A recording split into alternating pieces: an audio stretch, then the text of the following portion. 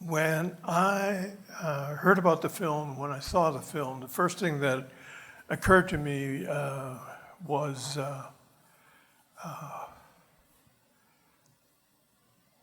Captain Cook.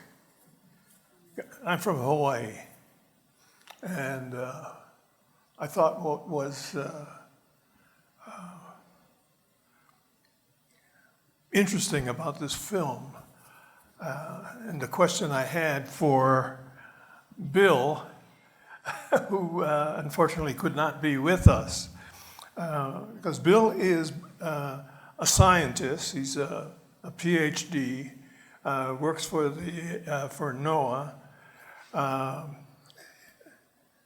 He is also very active with indigenous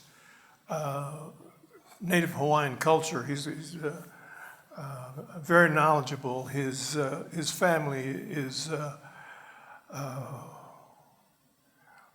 one of these lines that have had responsibility for management of lands in a couple of the islands of the Hawaiian chain. And I said, Bill, what we're looking for is this. This is knowing what you know now. When you see those sails coming across the ocean, appearing just over the horizon, you know what's going to happen. So what do you as a Native Hawaiian cultural practitioner, what do you as a scientist say to prepare for this invasion? It's an invasion of scientists, it's an invasion of commerce, it's an invasion of ideas, of different technologies, of different beliefs, etc. And so that was the question, because this is happening to us even as we sit here and think about this film. The questions of what artificial intelligence means for our society is something that we're still grappling with, and we will be grappling with that for a while, it seems to me. So that was the interest I had in this film. I think as a indigenous film, it's made by indigenous peoples. And what I thought was interesting was that all of the summaries and descriptions of the film that we saw early on spoke about the beauty, about the vast expanses. They did not get to the idea or the vision that I saw in the film. And it turned out that the filmmakers, in their description of what they intended to do, was exactly that. Because they're indigenous peoples, and they were looking at that as that Amazon as those veins that were coursing through the Amazon River Basin and bringing in all these new ideas, all of the trappings of modernity, and asking, in a sense, laying it out for us, not so much the answers, but the question of what does this mean? So, and from someone who is not a scientist but has been working around scientific endeavors for most of my career, I looked at this and I saw pallets. And when I see pallets, I think not of globalization, not of commerce, not of international trade. I think of termites. Because the Formosan termites that have invaded the United States came on pallets from the Far East. I live in Hawaii, and we tent to kill the termites, and I saw pallets, and I thought termites. So the question of the Israelites, this new community, that's an infusion of new ideas, new ways of thinking, new religions, new ideologies. And we see that coming into Hawaii. Because when the Hawaiians first saw the ships, they thought not of Captain Cook. They didn't think of commerce. They didn't think about biologists and botanists, etc., navigators. They thought it was the return of the god Lono. Okay.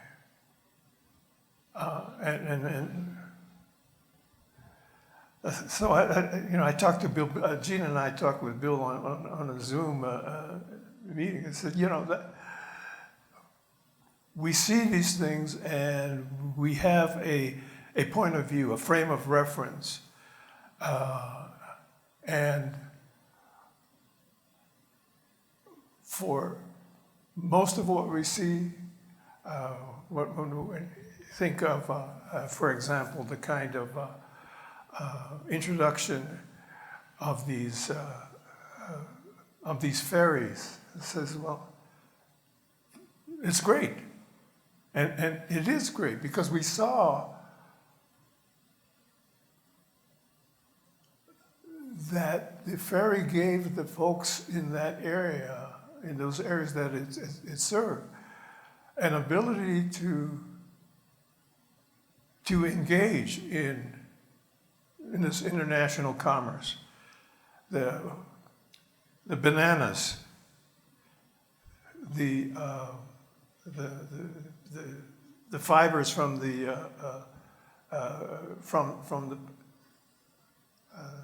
palms, the mangoes, etc. These are the kinds of things that have been in those areas for years. Because one of the things that we have learned is that the jungle in the Amazon, the jungles of Africa, are not natural. They're anthropogenic. We have engaged as native peoples, as indigenous peoples, with our environment and have altered it for our use. But we also saw, the ubiquity of plastic. I found it fascinating because it's really colorful. From cinematically, you looked at the folks, the vendors coming on board, and it was colorful. The T-shirts were colorful. The T-shirts were from Tokyo. Advertising Tokyo and Panasonic and Adidas and Nike and from the world over, all over, and that was part of it. And you saw enormous amounts of sugar coming in. And you look at the folks and you say, well, the guy used to have six packs, and he was able to hump those, at least 50 kilos, and they look almost like 75 or more kilos of potatoes. You know, he's got to watch his diet now because he's got to keep humping that stuff. So commerce is good, but it also brings some things that are perhaps not as good or not so good. And the question, you know, I had for Bill, and the question I have for you all is, these sails are appearing on our horizon, right here in Denver, in the Mile High City, in the form of technology, of new ideas, etc. So we don't think of those as the God Lono. We may embrace modernity, all of the trappings of modernity, and you know, perhaps we should, but the question is, what else do we need to be concerned about? So, let me put our Jack Hibbert on the spot, Jet. Can I start with you, and if you could kind of weigh in on that idea? You're an, you know, technically, engineeringly oriented person, so how do you answer that? You're also a native guy. Well, you know, historically, we've seen that happen at the tribal level with the sales coming, and it's never been handled, I don't think, very well. A lot of the people will be left behind, and how you are able to, I guess, incorporate them into the modern way, and they don't want to be, a lot of them, and you know, they like it. I was thinking, watching the film, when we have this Third World War, that's where I'm headed, because they're very sustainable. They take care of each other. They have a sense of pride in what they're doing, no matter how big or small the project is. So I think education, to me, helps, but there's going to be a lot of people left behind there, and it's very sad. I spent some time at a lodge, actually, in the Amazon, on a tributary, for about a week. And they have a lot of other issues going on in that area besides the modern world coming in. There was a lot of gold mining on the rivers, yes, with killing a lot of the fish that will probably impact these people and their livelihood. So a lot of the indigenous people, and I'm not sure they were using mercury, but the environmental impacts on the river that these people. So it's going to hit them from all sides, and it's a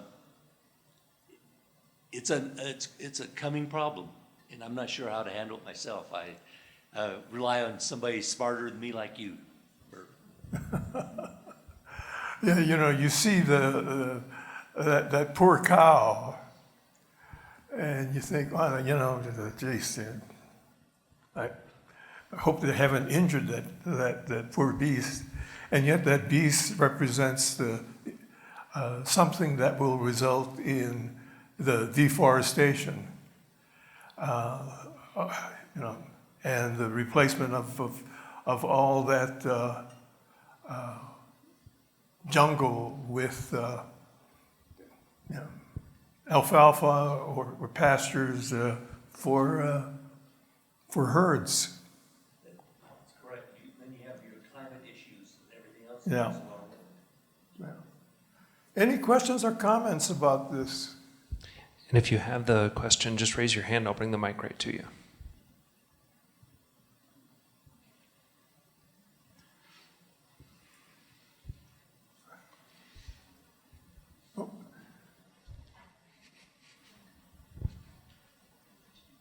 I was wondering about language. It seemed like a lot of Spanish. Are there indigenous languages as well? Yeah, that's an interesting, I mean, a very good question, because the that Amazon basement is filled with all manner of different languages, indigenous languages, and in the main, these are being lost. You know, unless they're really kind of isolated and not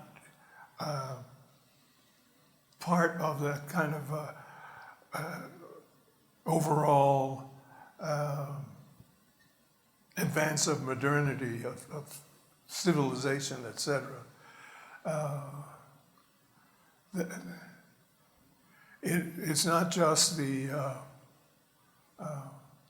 languages that are being lost, but you see with, for example, just that example of that Israelite community, how that is changing people's belief structures.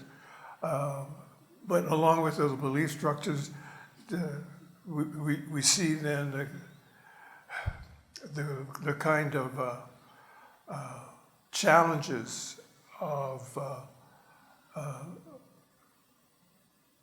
changing gender roles, the position of elders, the relationships between elders and, you know, different intergenerational relationships.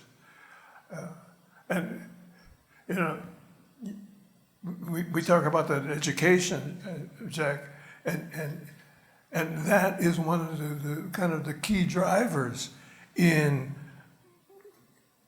I'm not saying tearing asunder the fabric of Native society, but it has, without carefully thinking about it, it has a tendency to do that, because you know, what we saw when we were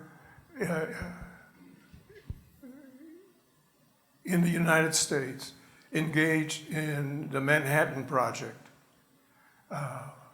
in New Mexico.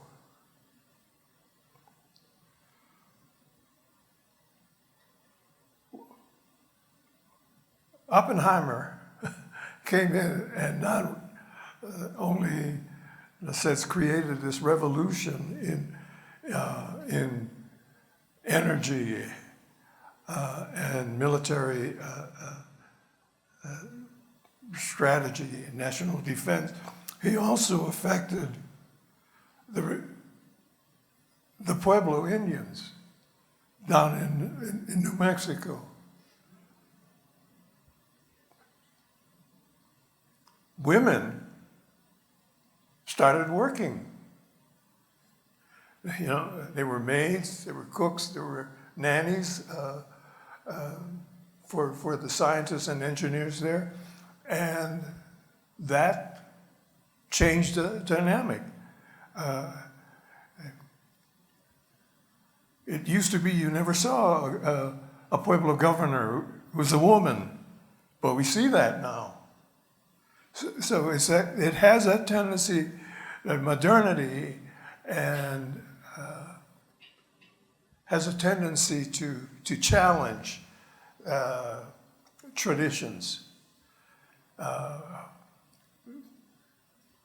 No, my sense is perhaps sometimes for the good, but without being aware of that happening, it is something that can be very, very, let's say, traumatic for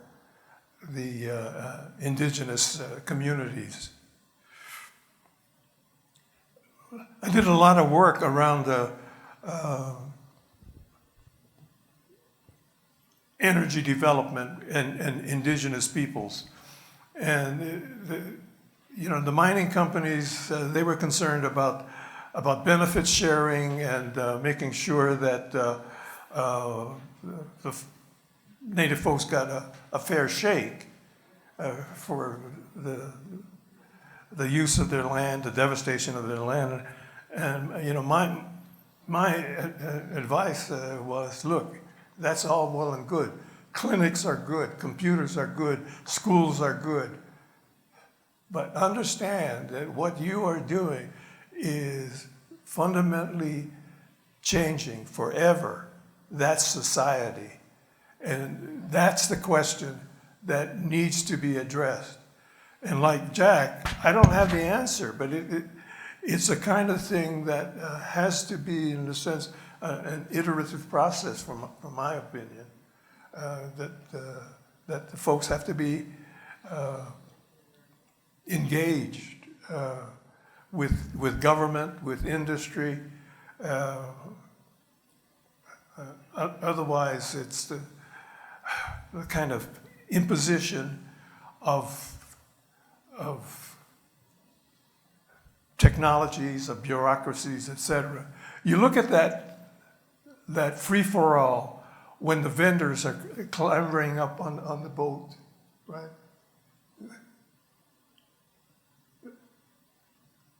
That may have happened in Captain Cook's day, but these days you're going to have a permit. You're going to have a certificate for food safety and all of that. And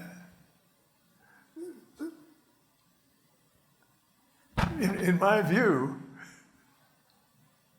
at some point that's going to come. Right there along that river. It's a free-for-all now. People are able to sell their wares, their traditional foods, their traditional Coca-Cola and sugary drinks.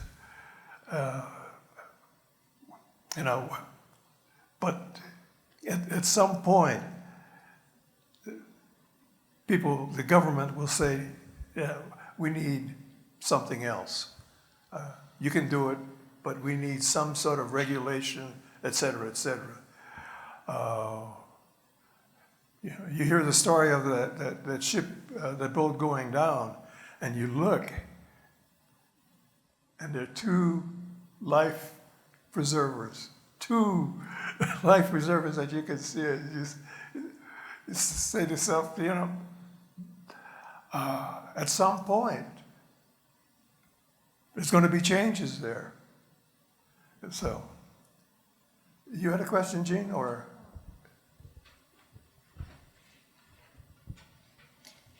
A comment, following up, on what Jack said about there's always some folks are going to be left behind, and then the question about language, that also plays in, because the same way the cash economy can disrupt the social structures, like you were talking about at Los Alamos. Early on, the first people who learn the language of the other culture have an advantage, and the representatives from the outside then will deal with them, and so they may not necessarily be the person that would ordinarily be the representative of the community. They may not have status, but if they have language skills that the other culture can communicate with that person, all of a sudden that starts to disrupt some of the social structures. And when you talked about and so people being left behind are maybe the people who don't have those bilingual skills. But you raised the idea of AI, and in a modern context, it's a different language.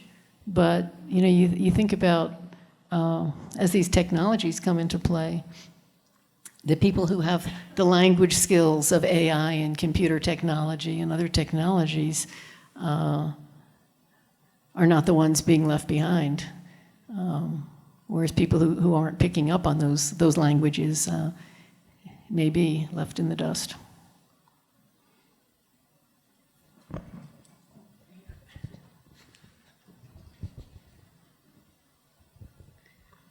That made me think of the discussion about languages and cultural, social disruption made me think of it at the very end of the film. You could hear Radio Amazonia broadcasting.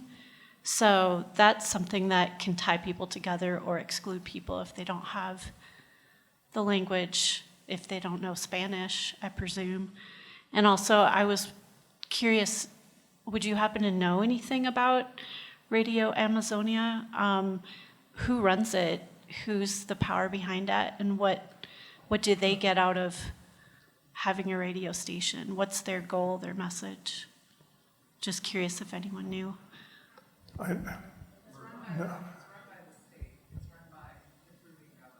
It's run by the Peruvian government, says a person back here that I believe.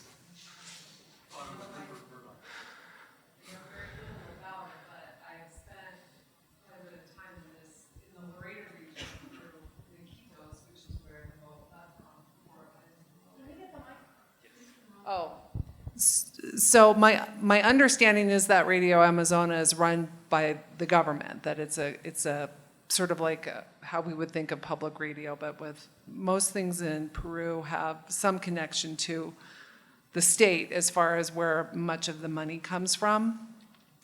And anywhere you go on the Amazon River, you will hear this radio station. It's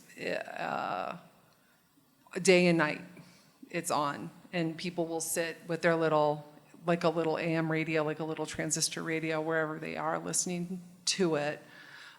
It plays a lot of music. They're also, they do a lot of like health education. That's how I learned first about it. As a nurse, I do medical mission work in this area of Peru, but it's ubiquitous. I mean, anywhere you go where there is, where they have battery-operated radios in some way to be able to pick up a signal, you will find that. The other thing that's fascinating to me is just how far the reach of cell phones and wireless have come now into this area of Peru. Even where 10, 15 years ago when I first started going down there, you would never see a cell phone, and Right. you saw her on the boat where she was Right. talking on the phone to somebody, that it's very inexpensive to own a cell phone and use a cell phone. You can buy sort of like pay as you go in places you would never expect to see people on a cell phone. I actually have better cell phone reception on the Amazon River than I do on Baseline Road in Boulder County, believe it or not. So that was the big joke, is I would call my parents every time I was on the river and say, I'm calling you from the Amazon jungle. And they're like, it sounds way better than it does when you're calling me from home. So, but yeah, you just hear it everywhere, that radio station. And it is all broadcast in Spanish. Thank you, thank you. I was, I'm of the age when I remember the overseas operator. Okay. We were in Paris, I don't know, maybe 20 years ago. And I called a friend, a Parisian, and he picked up. I asked if he wanted to get some coffee the next day. He said he'd love to, except he was in Brasilia. And that's when it first occurred to me, you know, things have changed. That idea that there's no overseas operator, that the idea of a long distance phone call is gone. It is, you know, that technology just creates all manner of kinds of opportunities. But yet, it also opens up yourself to the outside world, good, bad, or indifferent as well. So thank you for your comment. Appreciate that. Yeah, thank you very much. I want to get back to the original question about radio stations, because we had a short film years ago called Radio Channel Pum, and it was from a community in the Yucatan Peninsula in Mexico, and at a time when there was a lot of conflict between the Mexican government and the indigenous communities there. And the community created their own radio station, and they broadcast in their language, and it was music, it was new, but it was news, and it was letting the people hear about what was going on from their perspective, and not from not the government propaganda. So those radio stations, as you indicate, can be very, very powerful.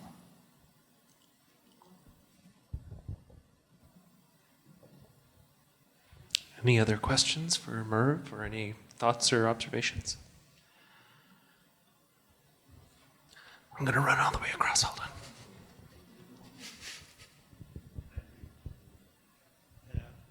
Yeah, hi. I'm Tim. What a wonderful film. Just some observations, I guess.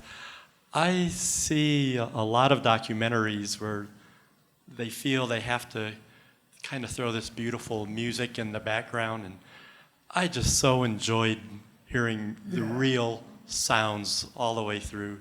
And it's so much more visceral in a way. There's always the engine in the background, the rain and the water and the voices and all the activity, and just really love that. And then another thing that strikes me is how it seems in much of the world, poor parts of the world, women do most of the heavy lifting.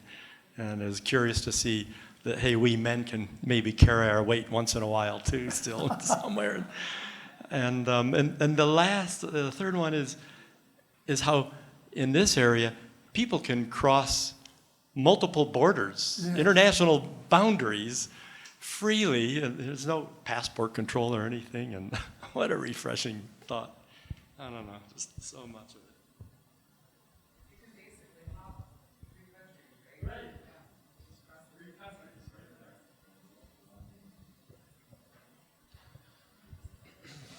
Okay.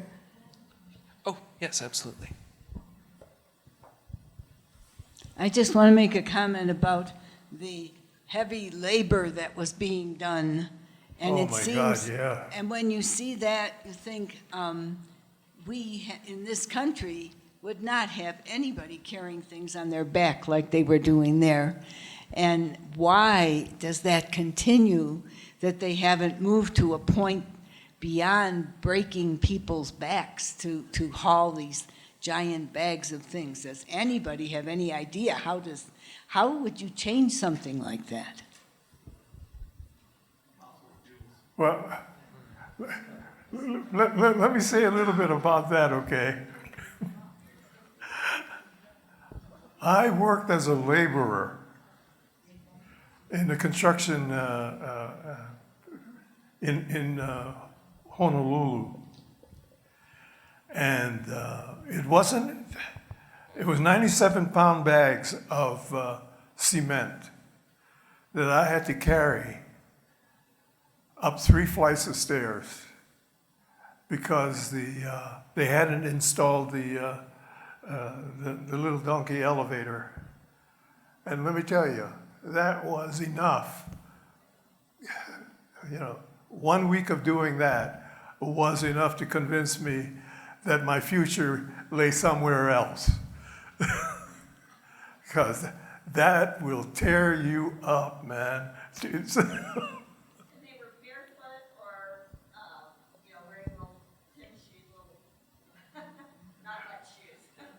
No steel-toed boots, no support.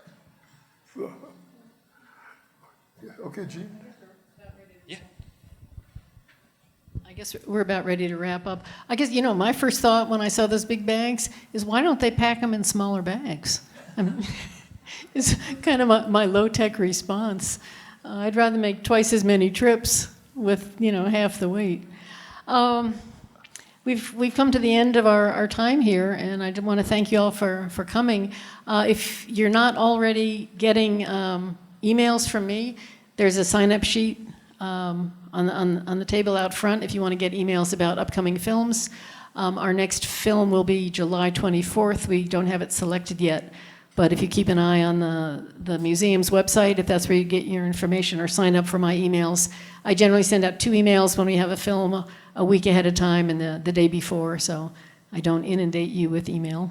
And there are donation buckets out there if you liked what you saw and you want to support the program. Donations generally go to screening fees and speaker fees, so appreciate those. All right. Thanks for coming. Thank you for coming.